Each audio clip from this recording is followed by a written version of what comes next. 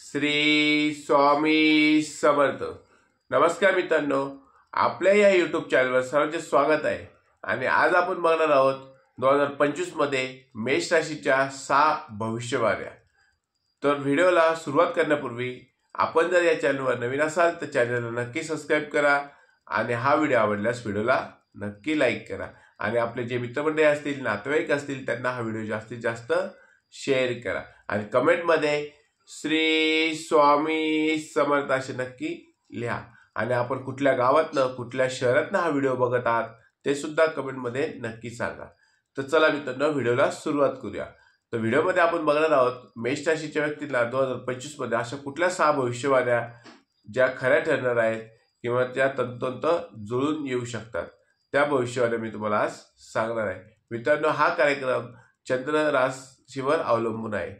मित्रांनो, चला व्हिडिओला सुरुवात करूया।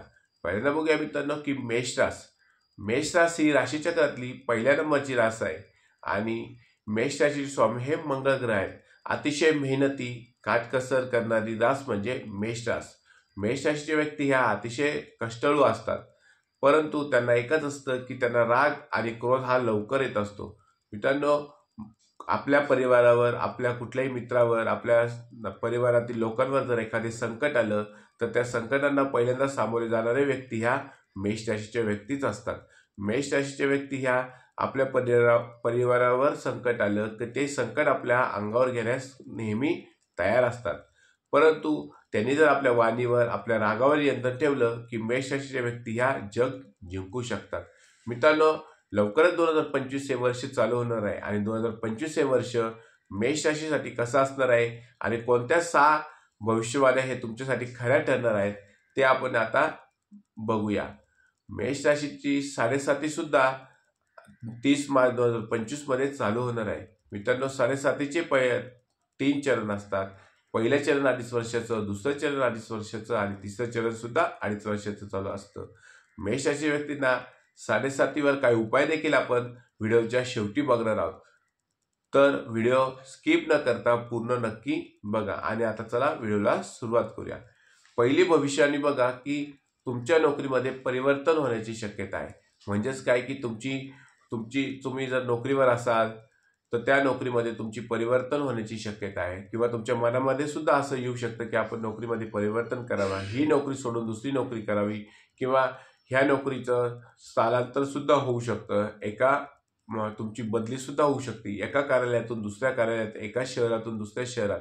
म्हणजेच काय की येणाऱ्या 2025 मध्ये 1 एप्रिल नंतर तुमच्या नोकरीमध्ये परिवर्तन होण्याची जास्त शक्यता आहे आणि तुमचं मन सुद्धा तुम्हाला सांगेल की आपल्या नोकरीमध्ये काही परिवर्तन करायचं का, नोकरी सोडायची का किंवा ही नोकरी सोडून दुसरी नोकरी पकडायची का, असं तुमचं मन विचलित होऊ शकतं किंवा तुमच्या नोकरीमध्ये परिवर्तन 1 एप्रिल 2025 नंतर होऊ शकतं। त्याचप्रमाणे बघा मित्रांनो की ज्या मेष राशी व्यक्तींना नोकरी नसेल अशा व्यक्तींना नोकरी मिळण्याची जास्त शक्यता 1 एप्रिल 2025 नंतर आहे। मित्रांनो, तुम्हाला जर काही आमच्या युवक युवती असतील ज्यांना नोकरीची आवश्यकता असेल, अशा युवक युवतीला, मेष राशी व्यक्तींना येणाऱ्या 1 एप्रिल 2025 नंतर नोकरी मिळण्याची जास्त शक्यता आहे। मित्रांनो, त्यानंतर आपण बघूया की दुसरी भविष्यवाणी की तुम्ही जर शेअर मार्केटमध्ये गुंतवणूक करत असाल, प्रॉपर्टीमध्ये गुंतवणूक करत असाल, कुठल्याही प्रकारच्या प्रॉपर्टीमध्ये तुम्ही डील करत असाल, गुंतवणूक करत असाल, शेअर मार्केटचं नॉलेज तुम्हाला असेल तर तुम्ही त्या गुंतवणुकीतून येणाऱ्या 2025 मध्ये फायदा घेऊ शकता। म्हणजेच काय की शेअर मार्केटमध्ये तुम्हाला फायदा होणार आहे। परंतु मित्रांनो, शेअर मार्केटमध्ये गुंतवणूक करत असताना तज्ञांच्या सल्ल्यानुसारच गुंतवणूक करा। कुठल्याही प्रकारच्या आमिषाला बळी न पडता गुंतवणूक करू नका। परंतु मित्रांनो, 1 एप्रिल 2025 नंतर शेअर मार्केटमध्ये तुम्हाला फायदा होण्याची शक्यता आहे। शेअर मार्केटच नाही, तुम्ही कुठल्याही प्रकारच्या गुंतवणूक करा, प्रॉपर्टीमध्ये गुंतवणूक करा किंवा नवीन वाहन खरेदी करा, कुठल्याही प्रकारची गुंतवणूक करा, वाहन खरेदी विक्री करा, त्यात तुम्हाला फायदा होण्याची जास्त शक्यता आहे। 2025 नंतर 1 एप्रिल 2025 नंतर तुम्हाला गुंतवणुकीत फायदा होण्याची जास्त शक्यता आहे। त्यानंतर बघूया की तिसरी महाभविष्यवाणी, मेष राशी व्यक्ती जर लोखंडाच्या व्यवसायात व्यापारात जर असतील किंवा तुम्ही जर प्रॉपर्टीमध्ये डील करत असाल किंवा बांधकाम क्षेत्राच्या निगडीत तुमचा व्यवसाय असेल तर तुम्हाला जास्त फायदा होण्याची शक्यता आहे. म्हणजेच काय की जे मेष राशीचे व्यक्ती ह्या लोखंडाच्या धंद्यात असतील, व्यापारात असतील, त्यांना चांगला फायदा येणाऱ्या 2025 मध्ये होऊ शकतो. त्याचप्रमाणे तुम्ही बांधकाम क्षेत्राशी निगडीत व्यवसायात असाल त्या क्षेत्रात सुद्धा तुम्हाला चांगला फायदा होण्याची शक्यता आहे आणि तुमचं उत्पन्न वाढण्याची शक्यता आहे. येणाऱ्या 2025 मध्ये मेष राशीच्या उत्पन्नात वाढ होण्याची जास्त शक्यता आहे. त्यानंतर बघूया मित्रांनो की चौथी महाभविष्यवाणी म्हणजे की तुम्हाला आरोग्याच्या काही तक्रारी जाणवतील. त्यात म्हणजे बघा की दाताचं दुखणं तुमचं डोकं वर काढू शकतं. ज्या मेष राशीच्या व्यक्तींना दाताच्या दुखण्याचा त्रास असेल त्यांना दाताच्या दुखण्याचा त्रास येणाऱ्या काळात होऊ शकतो. त्याचप्रमाणे बघा मित्रांनो की गळ्या संबंधीचे ते त्रास असतील, म्हणजे काहींना गळ्यामध्ये इन्फेक्शनचा त्रास होत असेल तर तो तुमचा वर काढू शकतो. त्यामुळे त्यावर नक्कीच तुम्ही उपाय काय करायला हवे. त्यानंतर बघूया की मित्रांनो की तुमचा प्रवास सुद्धा येणाऱ्या काळात वाढू शकतो. नोकरी निमित्ताने, व्यापाराच्या निमित्ताने तुम्ही प्रवासात तुमची वाढ होणार आहे, तुमचा प्रवास वाढणार आहे आणि प्रवास करत असताना तुम्हाला तुमच्या आरोग्य सुद्धा तक्रारी जाणवणार आहे. त्यामुळे प्रवासात तुमच्या आरोग्याची काळजीही मेष राशीच्या व्यक्तींनी घेतली पाहिजे. त्यानंतरची बघा पाचवी भविष्यवाणी म्हणजे काय की गुरुग्रहामुळे तुम्हाला 15 मे नंतर गुरुग्रह परिवर्तन करणार आहे आणि गुरुग्रहाचं परिवर्तन हे तुमच्या मेष राशीच्या व्यक्तींच्या वडिलांच्या साठी खूप चांगला असणार आहे. मित्रांनो, ज्या मेष राशीच्या व्यक्तींचे वडिलांचे काही अडचणी असतील, आर्थिक अडचणी असतील तर त्या अडचणी 15 मे नंतर सुटू शकतात. तुमच्या वडिलांचा आणि तुमच्या जर निगडीत काही अडचणी असतील त्या अडचणी सुद्धा 15 मे नंतर मिटू शकतात. म्हणजेच काय की गुरुग्रहाच्या परिवर्तनामुळे मेष राशीच्या व्यक्तींच्या वडिलांच्या वडिलोपार्जित जी प्रॉपर्टी असेल, संपत्ती असेल, त्यातल्या अडचणी असतील त्या अडचणी तुमच्या दूर होणार आहे.